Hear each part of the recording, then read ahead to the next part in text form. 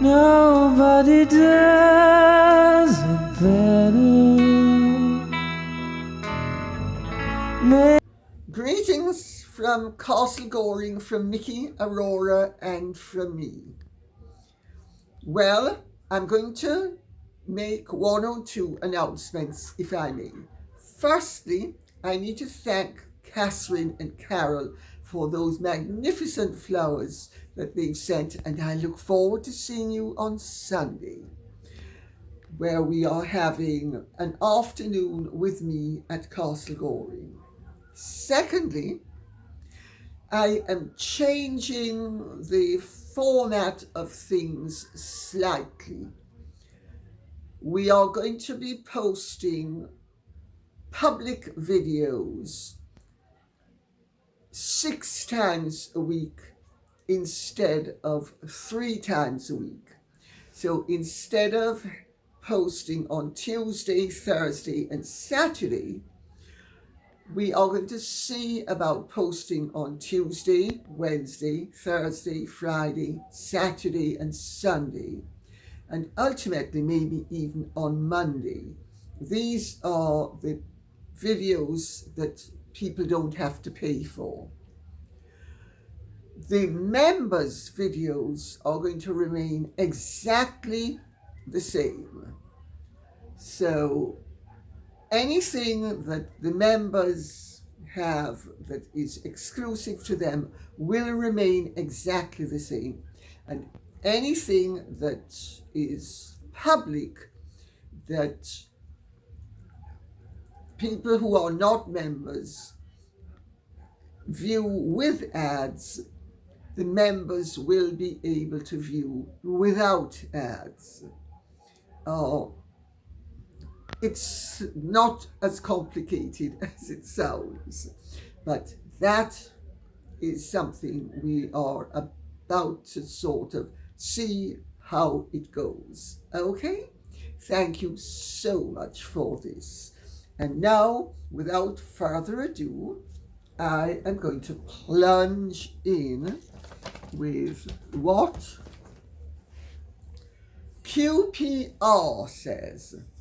Lady C, I saw the King speaking to fellow cancer sufferers the other day, and he was very compassionate while at the same time upbeat. I've also seen you here and on Dan Wooten, and it's clear you know a lot more than you're letting on. Can you please give your devoted viewers an insight into what's really going on? I don't invite you to breach confidences, but I'm very concerned by reports that he may have only a few months left to live, and the speculation that power is shifting from him to William. And anything on Harry and Meghan in relation to this would be welcome as well. Okay, shall we start with the last first? Harry and Meghan are exploiting the King's illness and really for clicks, I think is what it's called, and for publicity. They are starved of information, and there is a policy of keeping them starved because they are regarded as unreliable and untrustworthy. So that's, I suppose, the first thing.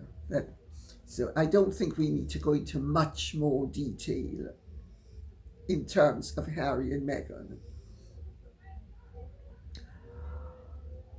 Harry, of course, knows the way things work in the royal system, and Meghan picks his brain, which is another reason for keeping stum. But insofar as the supposed conflict between William and Charles and the various segments of the press are taking various positions with regard to this. So you have the Mail saying one thing, the Telegraph saying another, then you have the other newspapers like the Express just tagging along. That doesn't mean that what they're saying is at all accurate, because these newspaper groups are pushing their agendas to answer their circulation needs and to keep themselves profitable. So bear that in mind. Having said that, both the Mail and the Telegraph have conduits into the palace. But both of them also are very aware of the fact that if they don't toe the line, that they will be thrown out of the magic circle the way Tom Sykes has been thrown out. And all Tom said was that the king's cancer was incurable.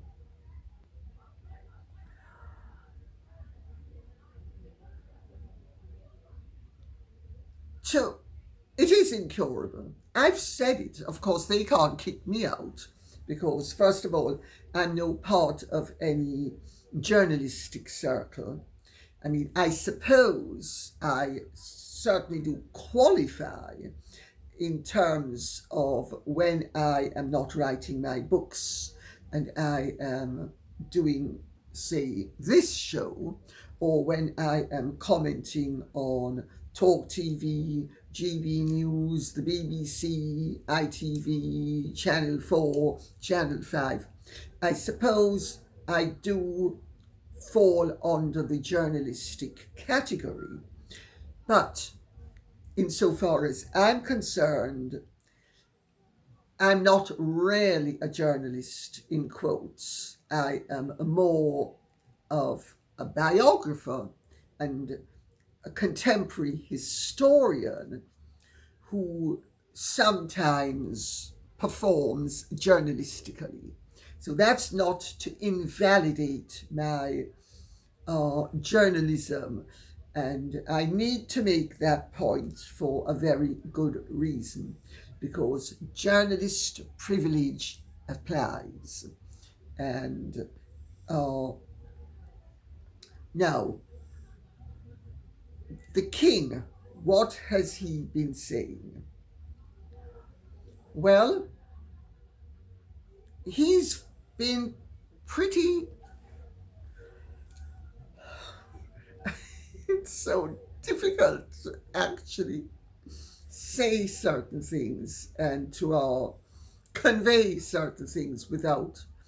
I don't want to breach any confidences, and I don't want to fall foul of honourable behaviour and really respectful behaviour, because he is entitled to his privacy and he is sharing as much as he wants, but no more.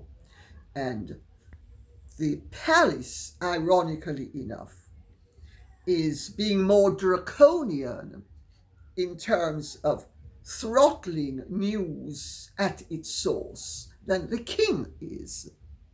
That's really ironic, because the king has been quite forthcoming privately. Of course, he's not wallowing, and he's not going around the place doing a Harry and Meghan and Oprah, I've got to share my biggest secrets with you sort of thing. But he has made it absolutely clear that he has cancer. I know what cancer he has. It's not, he doesn't tell everybody, but he certainly has told some people. And the state of the cancer and I'm choosing my words very carefully, and the sites of the cancer are known to some people close to him. They are not known generally, even among the royal correspondence and the press corps. I know this because a very famous journalist a few weeks ago had, I'm not going to say what he had, whether it was lunch, tea, or dinner, but he was at a friend of mine's house, shooting off his mouth and stating authoritatively that the king had cancer of the, he actually said of the bladder. And hopefully the friend to whom he was speaking didn't tell him what I had told the friend. And the friend says that the friend did not tell him. And I sincerely hope that the friend didn't tell him, because it's not bladder cancer. It's not prostate cancer. It's not bladder cancer. It is, as cancers go, pretty treatable and very amenable to treatment. And any spread of this particular sort of cancer is also very amenable to treatment. Charles has told people that and it's come back to me, that he of course is, well, anybody getting a cancer diagnosis is not going to be cock-a-hoop about it. Let me put it that way. But he is in many ways the ideal cancer patient, because he's very open-minded. He's very open-minded to progressive treatments. He's open-minded to experimentation, but cautious experimentation. He is open-minded to being a part of many of the cutting-edge advances that are being made, which could extend his life considerably.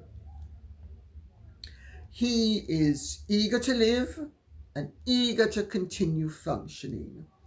He loves being king. He loves his work. He thinks that this is his calling, that he doesn't believe in the divine right of kings, but he does believe that God has put him in that position for him to do as much good as he possibly can for as long as he can.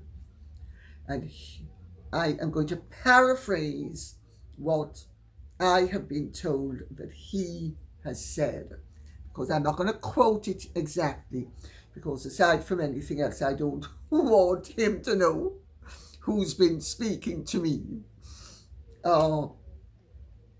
But his basic attitude is, from the moment we are born, we are dying.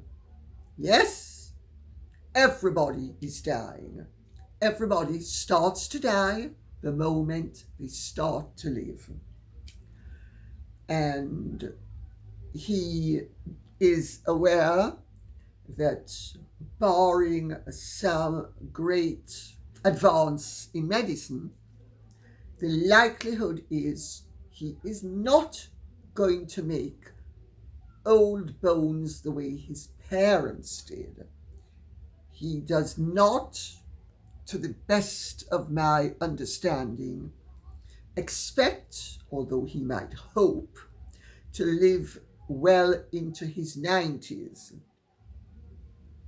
And remember, he's coming up for 77. he certainly hopes to, and one could almost say expects to live to his 80s, to at least see 80, and maybe live well into his 80s. It all depends on the responsiveness to the treatments and the new treatments that they will come up with as well, which don't even exist yet. He is aware that his time on earth is, as a result of his cancer, possibly, not certainly, but possibly going to be shorter than it would otherwise have been.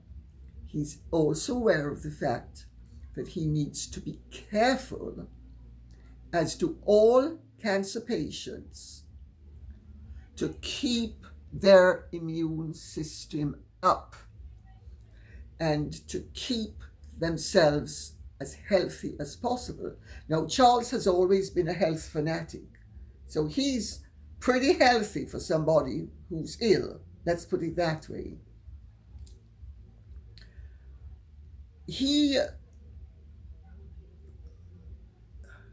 There is, gosh, this is difficult. There is every prospect of him living for several more years. It may be shorter odds than some people, doubtless he included, and certainly Camilla, would like. But the possibility exists. And he's said to people, well, everybody's dying. We're dying from the moment we're born. And that nobody knows when they're going to die, except people who are being executed or going to do themselves in. And that's actually accurate. Nobody knows. I mean, that's one of the mysteries of life.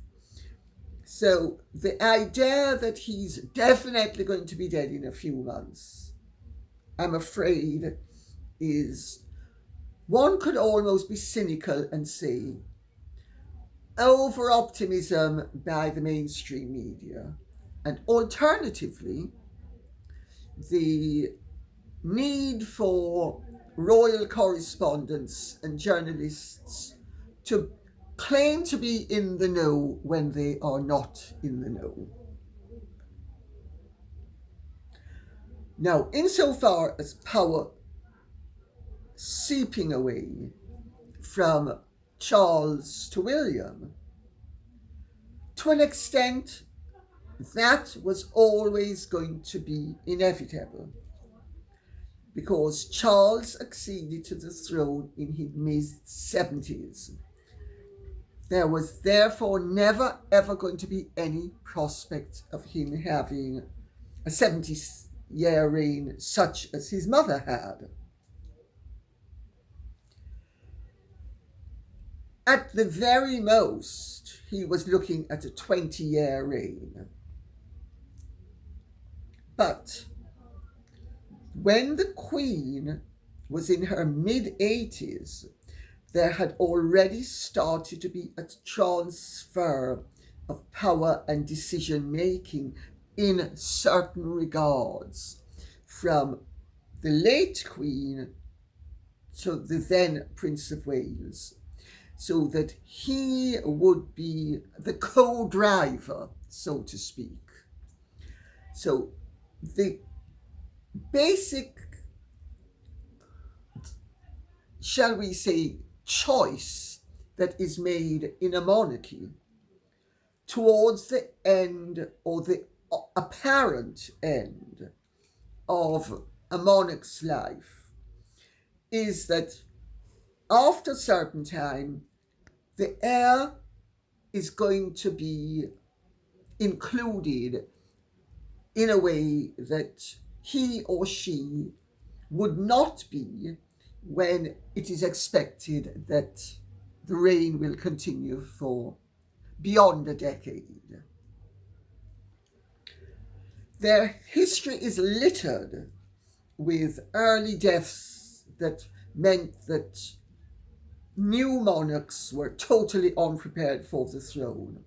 The most glaring example, which, believe me, has never been forgotten in royal circles, is Nicholas II acceding to the throne totally unprepared when the Emperor Alexander III died of kidney problems, aged, I think he was 49. Anyway, he was very, very young. And Nicky was totally unprepared for the throne and never really rose to the occasion. And that was one of the reasons for the revolution in Russia.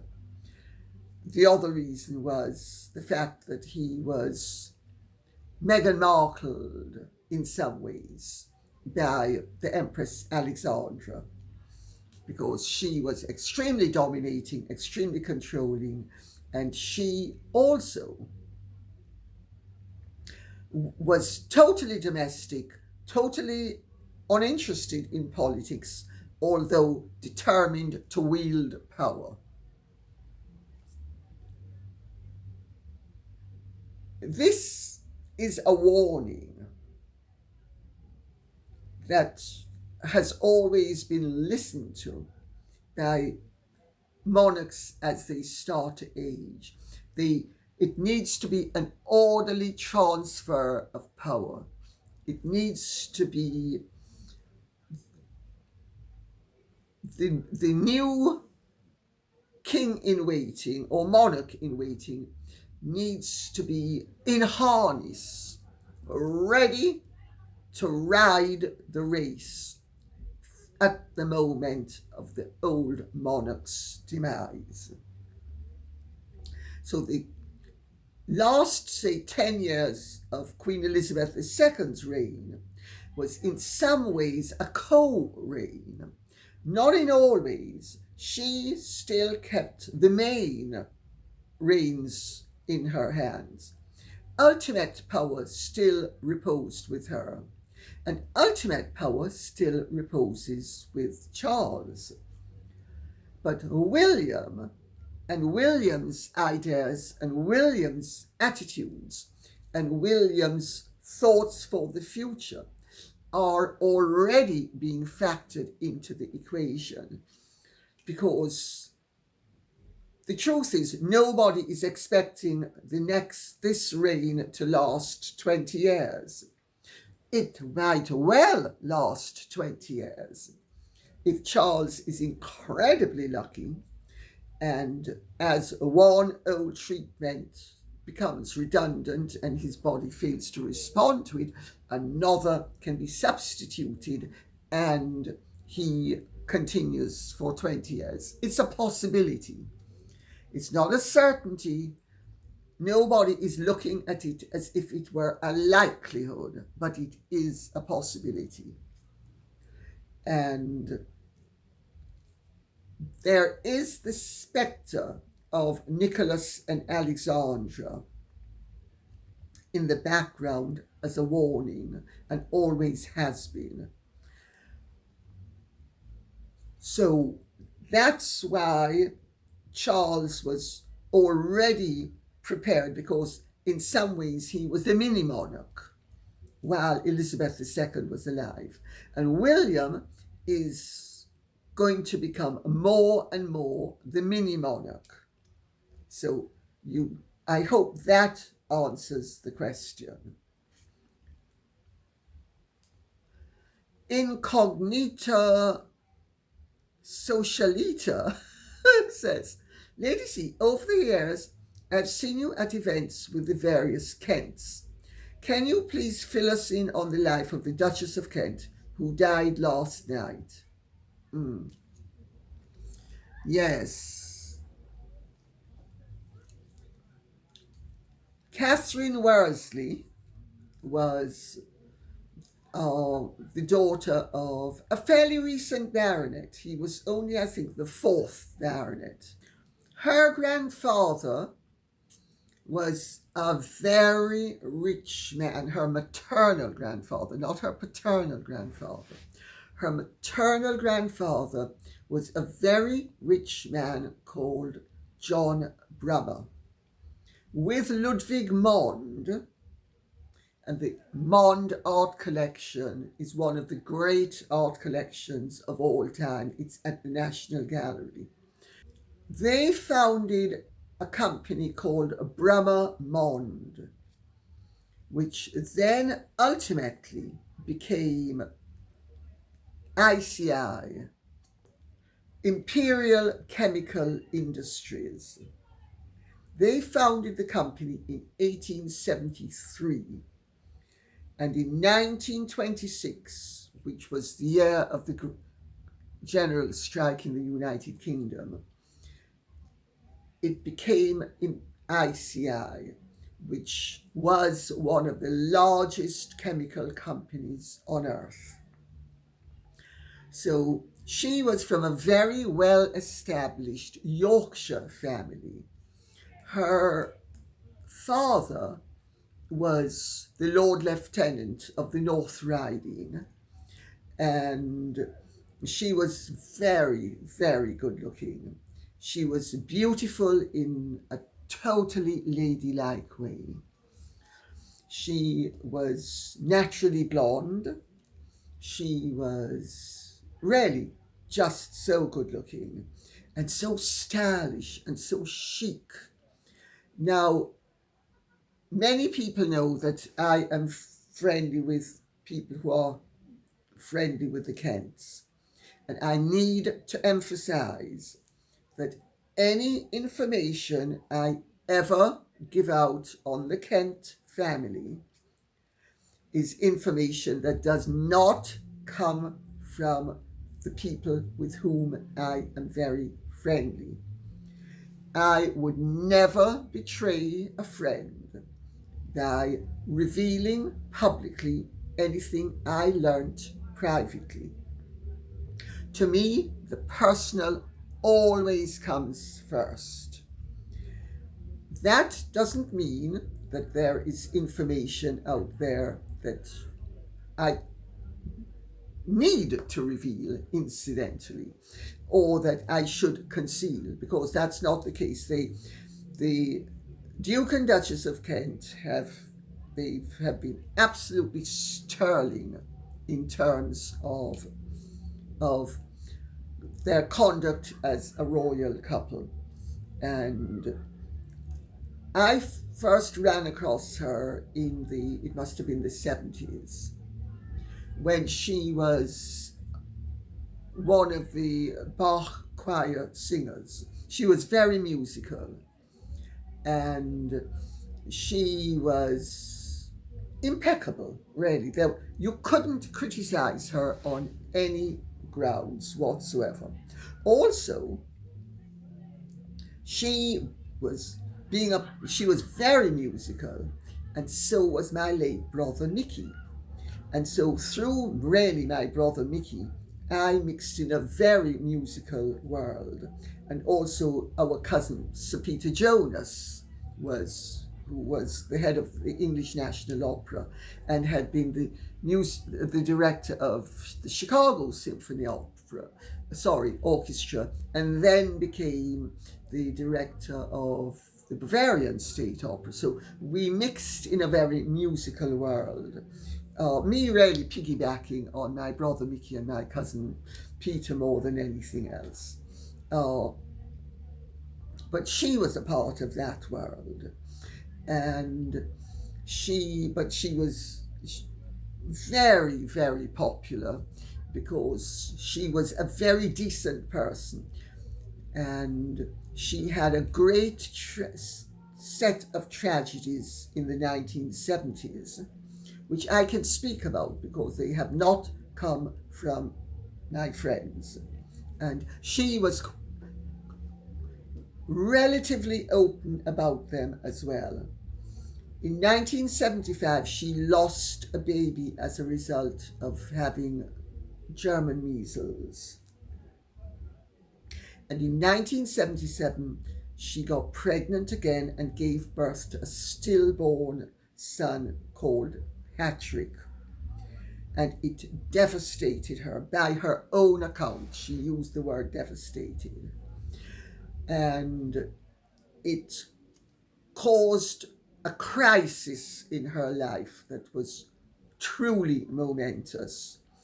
And I don't want to particularize beyond that, but she, rather than having it destroy her, she used it to forge a new path. And for a while, it was a close run thing, whether she would actually recover from the crisis. And because it was a dual crisis, and it was a spiritual crisis as well as a life crisis. And she ultimately, one thing she did was, because she suffered from depression for a time, and she and Richard Adeney, who was the famous flautist, who was one of my brother's best friends, and in fact was sometimes my brother's landlord, because Mickey sometimes lived at 52 Northumberland Avenue with Richard in a part of the house. And she and Richard used to both volunteer, because they knew Chad Vara, and they used to man adjoining phones at the Samaritans. Nobody knew about this. I know about this through Richard. I don't know about it through my social friends to the Kents. I knew about this through Richard. And he sang her praises and had nothing but good to say about her. But this shows that she used her experience in a constructive way to make a difference for other people who might have similar inclinations as she had possessed at one point. And she also used the crisis that took place in her life to become a Roman Catholic. Now, who helped her along that path was Father Michael Seed, who again was a friend of mine, and not through my friends who were friends of the Kents. I have to emphasize all of that, because I am absolutely dead eager for people to understand that where my friends are concerned, I have the mouth of a mausoleum. Whether it is good, bad, or indifferent, I am not going to address any issue unless it is in their interest, and unless I know that they would want me to be opening up my mouth. Otherwise, no. Well, Michael, who used to come to my parties, he was, I think, the ecumenical advisor at Westminster Cathedral. He was a Catholic priest. And Michael prided himself on his conversions. He converted the Duchess of Kent. He tried to convert Alan Clark unsuccessfully, and he converted one or two others. But he was a great character, and I liked Michael. He was lovely. He was very, very social, which ultimately caused him problems in the priesthood. but he was a real sweetie pie. Anyway, she became a Catholic. Her elder son, they had three children, the Duke and Duchess of Kent. They had a daughter, Helen, who's now Lady Helen Taylor. She was known as Melons when she was young. Very stylish, beautiful woman. Uh, I can't remember which designer some American designer she was the muse for and represented in the United Kingdom. She There was Melons as her nickname was for obvious reasons. And then there were two boys, George, who's Earl of St. Andrews and will ultimately become Duke of Kent. And there was Lord Nicholas Windsor, who is friends of mine. And again, I emphasize anything I know through that side,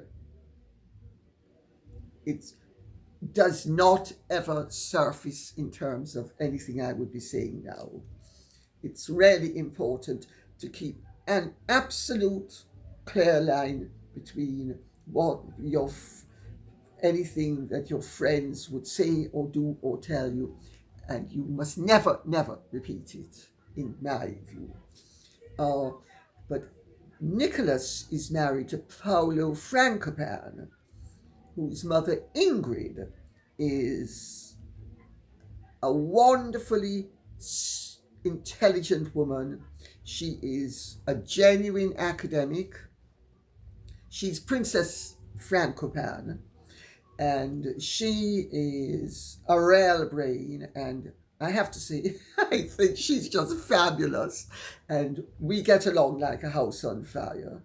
So there is Ingrid Frankopan, who is Paula's mother, and her brother is also brilliant, absolutely brilliant.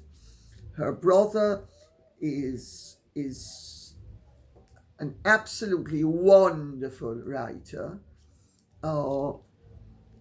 Peter Frankopan, he's written on the Silk Route, and I mean, these are true academics, these people, they're not flaky. And Ingrid is a fascinating woman. And of course, they're all Catholic. So, the Duchess of Kent was a devout Catholic, and she had a blameless life. She used to teach at a primary school in Hull. In the early 2000s, she asked the Queen if she could give up doing royal duties, and she wanted to teach music, which she did at a primary school in Hull, and she would take classes in London as well. She was very eclectic musically. She liked some popular, but she loved classical. And I hope that, no, I can't. I have to tell you, for years, she and the Duke of Kent oversaw Wimbledon, and they were always at Wimbledon. And when he wasn't there, she was there. And there was the year that Steffi Graf won, and what was her name? Jana Novotná lost. And when the Duchess of Kent was, doing the honours, Jana Novotná started to cry. And she was so empathetic, genuinely empathetic. And she embraced her. And everybody thought How wonderful! And so did Jan and Novotna.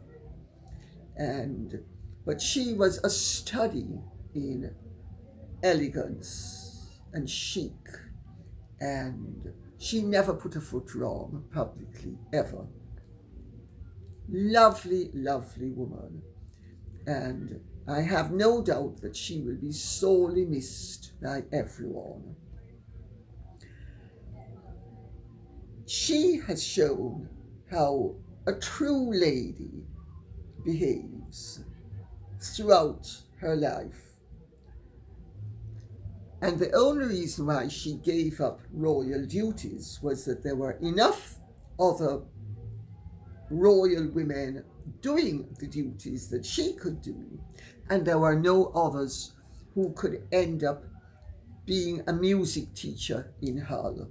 It's quite wonderful how she used everything, her gifts and her pain, to enrich her life and the life of others. And on that note, I'll say thank you very much for listening. I hope this has been of some interest to you. If it has, please keep the questions and comments coming in so I will know what you would like us to be speaking about.